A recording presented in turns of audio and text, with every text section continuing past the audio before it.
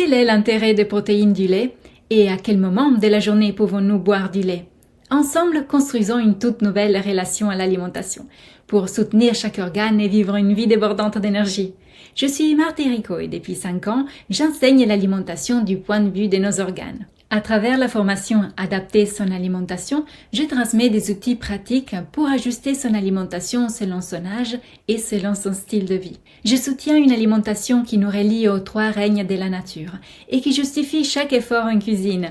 Se préparer à manger correctement nécessite du temps et de l'organisation. En choisissant bien les méthodes de cuisson et les associations alimentaires, nous faisons en sorte que chaque effort que nous faisons en cuisine, notre corps nous le restitue encore plus grand, avec une vitalité accrue et une meilleure qualité de la vie. Si vous souhaitez vous inscrire à cette formation unique dans son genre, suivez le lien juste en dessous de cette vidéo. Dans la vidéo d'aujourd'hui, on va explorer 2 usages très différents du lait et de ses protéines. Le lait, c'est quoi d'abord? Une simple boisson pour les enfants? Pas du tout. Il est bien plus que cela. Tout d'abord, considérons que le lait est le seul aliment d'origine animale que l'organisme tolère bien au dîner, car il protège les reins, soutient le foie et respecte le pancréas. Son rôle dépasse la simple contribution calorique ou protéique. Il intervient dans la régulation du système nerveux, la modulation des réponses physiologiques et la préparation du corps à faire face aux défis quotidiens.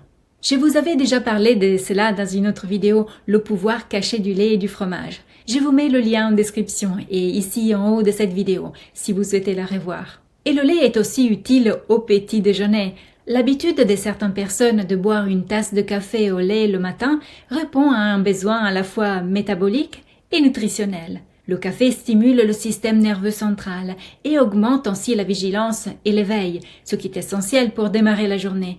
Parfois, cette stimulation peut entraîner une réponse excessive, notamment en augmentant l'anxiété ou en accélérant le rythme cardiaque. Le fait d'ajouter du lait, sans le faire réchauffer, directement dans la tasse de café, procure un certain équilibre.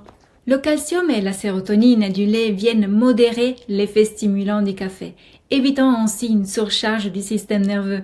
De son côté, le café agit sur la thyroïde et sur les surrénales, renforçant la vigilance. Tandis que le lait, par ses propriétés sédatives naturelles, prépare le corps à une journée active sans provoquer de fatigue ou d'irritabilité excessive. En revanche, on ne peut pas utiliser le cappuccino de la même façon. Il est très à la mode, mais ses effets sur la santé ne sont pas inventés. Dans le cappuccino, la mousse de lait, qui est souvent très appréciée, résulte de la dénaturation des protéines du lait et de la saturation de ces graisses provoquées par la vapeur d'eau.